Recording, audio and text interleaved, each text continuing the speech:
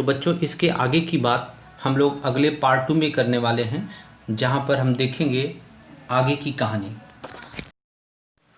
हाँ तो दोस्तों, हम लोग पढ़ रहे हैं unit 4 English standard 12th chapter number 4 the adjustment.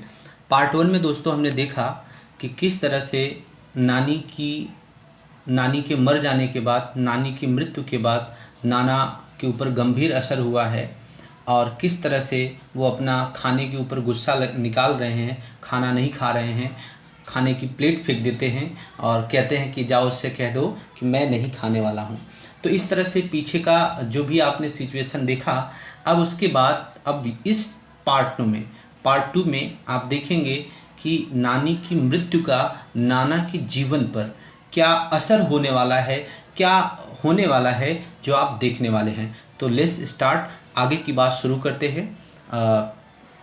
यहाँ तक हम लोगों ने बात कर ली थी कि भाई नानी के चले जाने के बाद नाना ने अपना गुस्सा शुरू कर दिया था, खाने पर निकालना, खाने की प्लेट फेंक दिया कर देते थे और कह देते थे कि जाओ उसको कह दो कि मैं नहीं खाने वाला हूँ। और उन्होंने अपने आप को बेडरूम में कैद कर लिया था और बच्चों ने नानी की कुछ चीज़ें उनके कमरे से निकाल दी थी जिससे कि नाना के रहने के लायक हो जाए, किंतु नानी के बेड को नाना ने निकालने नहीं दिया था और यह कह के नहीं निकालने दिया था कि अगर बेड भी निकाल ले जाओगे तो वो कहाँ रहेंगे। तो कहने का मतलब क्या है, यहाँ पर नानी के मर जाने के बाद भी नाना की मानसिक स्थिति ऐसी है कि वो नानी को मरा हुआ नहीं समझ रहे हैं। उनको आज ऐसा हो रहा है कि नानी अभी भी यहाँ पर है। आगे की कहानी देखते हैं, let's start. The day we had to take Nani's ashes away from immersion, word पे ध्यान देना।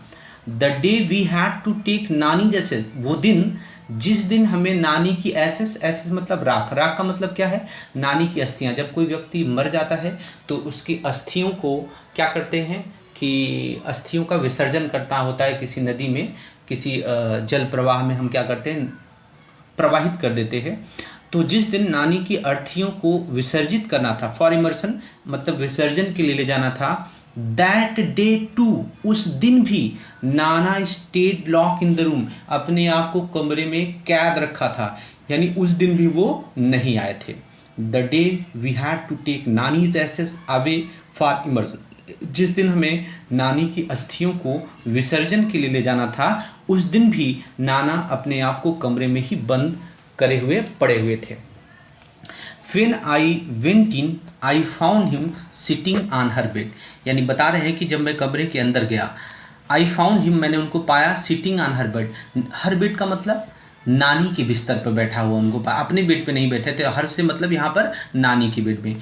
When I went in, I found him sitting on her bed, जब मैं कमरे के अंदर गया तो मैंने उन्हें उसके बेड पर यानी नानी के बेड पर, नानी के बिस्तर पर बैठा हुआ पाया। He just touched the urn and said, take him away. He just touched the urn. urn का मतलब होता है अस्थि कलश। दोस्तों अगर आपने वो 3 इडियट्स मूवी देखी होगी तो उसमें एक कलश, मिट्टी का भी कलश होता है, तांबे का भी कलश होता है, बर्तन होता है जिसमें अस्थियों को रखा जाता है। तो अगर आपने 3 इडियट मूवी देखी होगी तो उसमें देखा होगा आपने कि वो जो कलश होता है, अर्न होता है, उसको बोलते हैं कि टॉयलेट में डाल देंगे, लेकिन बाद में उसमें देखते हैं तो कुछ भी नहीं होता है, मजाक था। तो यहाँ पर क्या है कि ऐसा ही कलश, खाली कलश नहीं, अस्थियों से भरा हुआ कलश। तो when I went in, I found him sitting on our bed. He just touched the urn and said, यानी सिर्फ उन्होंने अस्थि कलश को छुआ था केवल, और क्या कहा, बस उन्होंने अस्थि कलश को छुआ और कहा टेक हिम अवे, ले जाओ उसे। All my life he just keep fighting with me, word पे ध्यान देना, all my life, पूरे जीवन के दौरान he just kept fighting with me, वह केवल मुझसे लड़ता रहा है। यहाँ पे देखो पूरा कहानी चेंज हो गया। टेक हिम अवे, उससे दूर ले जाओ, मरी तो नानी थी, अब यहाँ कह कौन रहा है, ही जस्ट टच द अर्न, नाना ने कलश को छुआ, अस्थि कलश को छुआ और कहा टेक हिम अवे, उसे ले जाओ। हिम यहाँ पर वर्ड यूज है हिम, नानी तो हर थी, हिम कहाँ से हो जाए। अब यहाँ से नाना की मानसिक स्थिति बदल गई है, वो अपने अंदर, यानी ऐसा महसूस हो रहा है कि नानी की आत्मा उनके अंदर प्रवेश हो गई है और नानी के लिए नाना मर चुके हैं, उस हिसाब से बात है, ध्यान देना। टेक हिम अवे, ले जाओ उसे, दूर ले जाओ उसे। All my life he just kept fighting with me, मेरे पूरे जीवन के दौरान वह मुझसे लड़ता रहा था। The shift was gradual, shift का मतलब चेंज, ग्रेजुअल मतलब स्लोली स्लोली, धीरे धीरे। ये जो चेंज आया था, बदलाव आया था, एक ही दिन में नहीं आया था, ये धीरे धीरे आया था। I did not pay much heed to it that first day, पहले दिन, दैट मैंने उस पहले दिन तो मैंने, मच हीड का मतलब अटेंशन, मैंने बहुत ज़्यादा ध्यान तो नहीं दिया था। बट लेटर, बाद में, इट बिकेम मोर एविडेंट, बाद में यह बहुत ज़्यादा, एविडेंट का मतलब ऑब्वियस, स्पष्ट हो गया था। अनदर डे आई काट him taking nannies cup syrup, he was, देखो अनदर डे, दूसरे दिन क्या हुआ, आई काट हिम, मैंने उनको पकड़ लिया, टेकिंग नानीज कप सिरप, नानी का कप सिरप, खांसी वाली दवाई लेते हुए मैंने उनको पकड़ लिया। He was measuring it by the cap full exactly the नानी वे यूज टू, यानी जिस तरीके से नानी ढक्कन में खांसी की दवाई, खांसी का सिरप माप करके पीती थी, एकदम उसी तरीके से मैंने उन्हें उसी तरीके से करते हुए, मापते हुए, दवाई, खांसी की दवाई जो थी ढक्कन में लेते हुए, मापते हुए देखा। आई आस्क्ड हिम, मैंने उससे पूछा, what's that you are doing, क्या कर रहे हो आप, मैंने उनसे पूछा कि क्या कर रहे हो आप, तो what am I supposed to do then, this damn cough just doesn't let up, तुमको क्या लगता है कि अब मुझे क्या करूं मैं, दिस डैम, ये बुरी खांसी, ये मुई खांसी, जस्ट डजंट लेट अप, मुझे छोड़ती नहीं है, ये जो खराब खांसी है ये मुझे छोड़ती नहीं, तुम्हें क्या लगता है कि मैं क्या करूं। Exactly the same turn off phrase that नानी वुड हैव यूज्ड, यानी एकदम वही वाक्यांश जैसा कि नानी कहा करती थी, एकदम सेम सेम नाना ने कहा कि what am I supposed to do, तब तुम्हें क्या लगता है मैं क्या करूं, this damn cough just doesn't let up, ये जो बुरी खांसी है ये तो मुझे छोड़ती ही नहीं है। ऐसा ही नानी क्या कहती थी, बोला करती थी। ठीक है, तो सेम वर्ड्स उन्होंने कि अब इसके अलावा मैं दूसरा क्या करूं, ये जो हलकट खांसी है ये जाती ही नहीं है, तो मैं क्या करूं, ऐसा ही नानी जो इस्तेमाल करती थी फ्रेज, जब कभी कोई कहता था तो वैसा ही नाना ने इस्तेमाल किया। ही पाउस्ड, रुके, threw me a look and said, एक नज़र मेरी तरफ देखा और कहा, when this bottle gets over get me a new, जब ये बॉटल ख़त्म हो जाएगी तो मेरे लिए दूसरी लाके दे देना।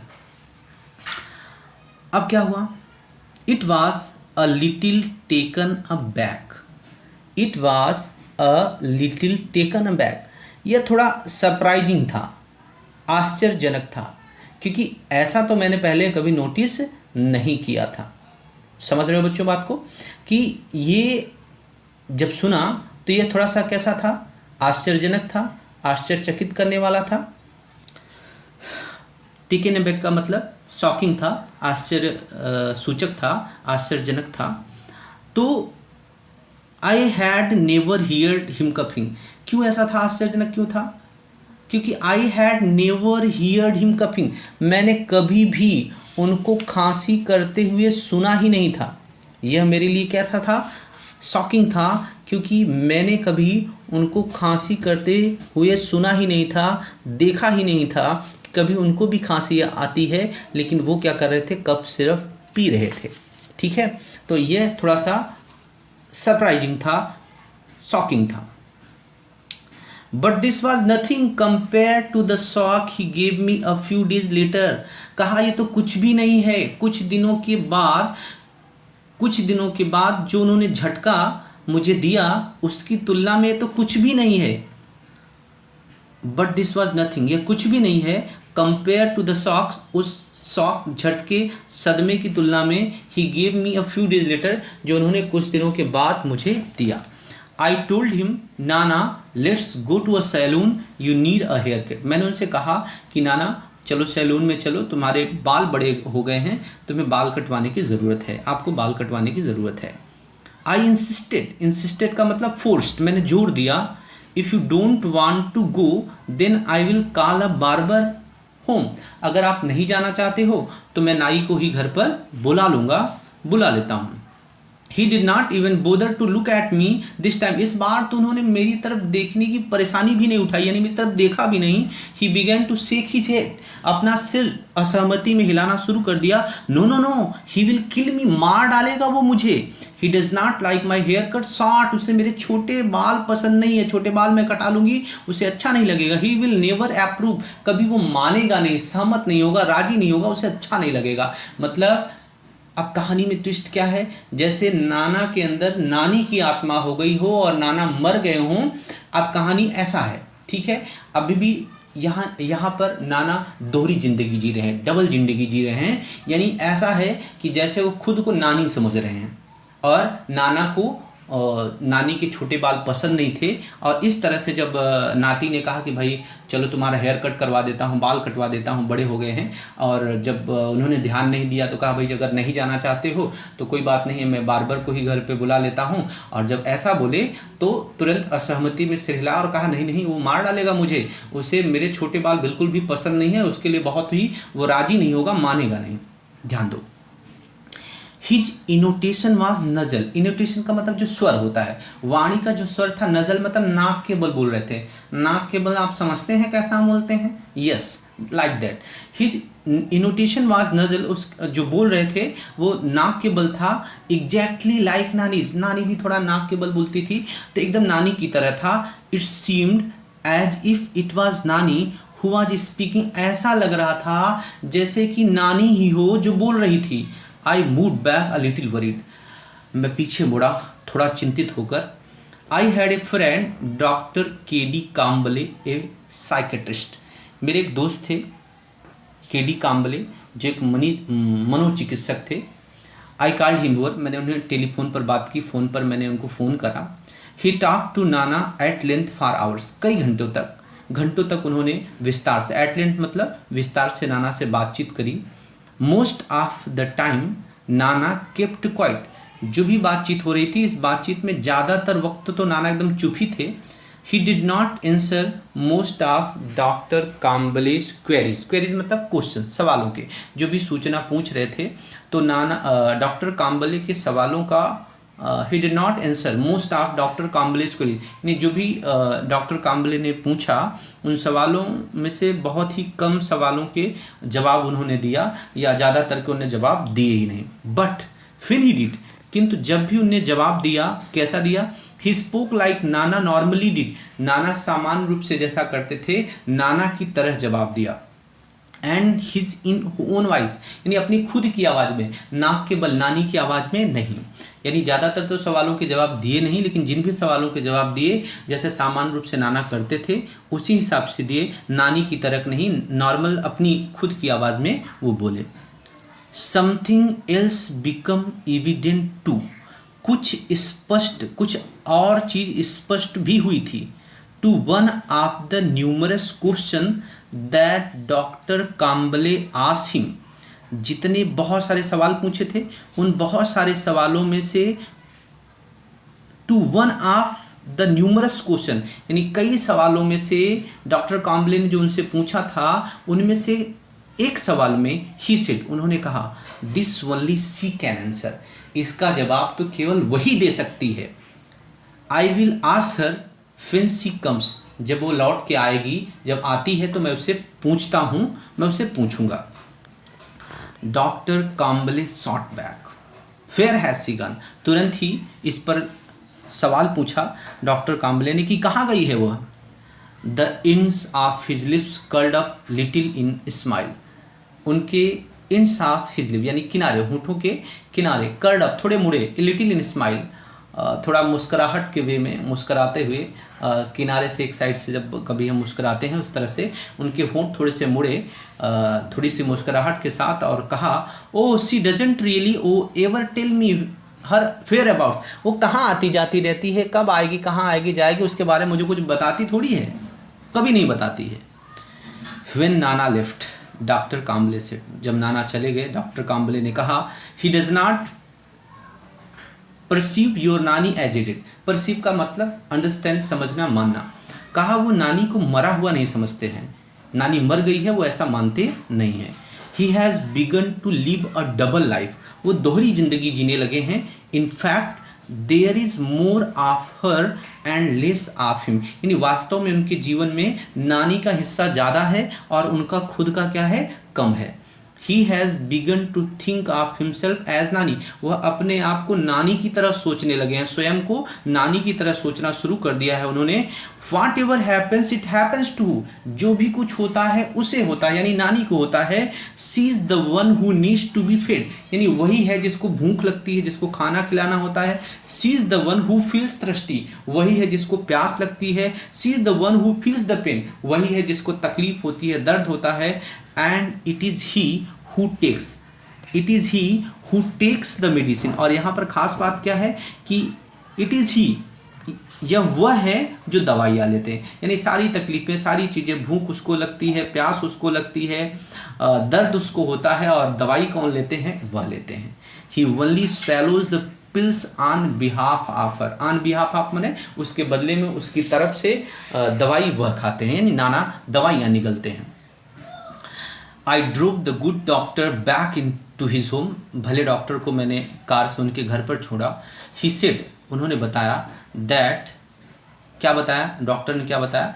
He said that Nana was suffering from a sort of dissociative personality disorder, ये एक बीमारी का नाम है, कि उन्होंने बताया मुझे कि नाना एक प्रकार की dissociative personality disorder नामक बीमारी से क्या है, पीड़ित हैं।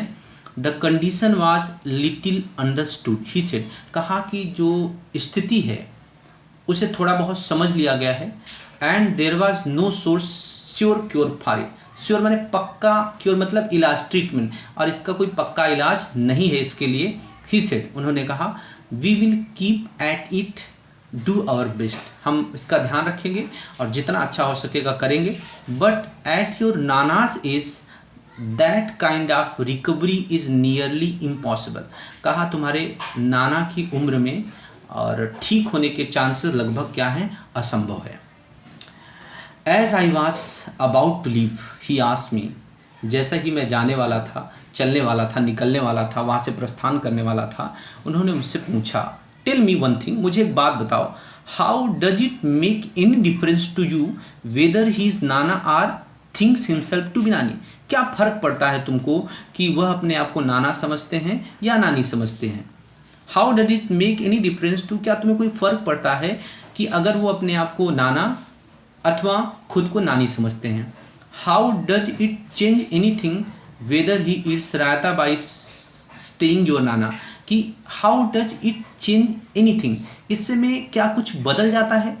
Weather he it's raita by staying नाना, यानी नाना बनकर नाना रहकर वो रायता खाते हैं, और refuses to eat raita by morphing into your Nani, यानी मॉर्फिंग का मतलब चेंज होकर, यानी तुम्हारी नानी में बदलकर रायता खाने से मना कर देते हैं। इससे क्या क्या बदल जाता है।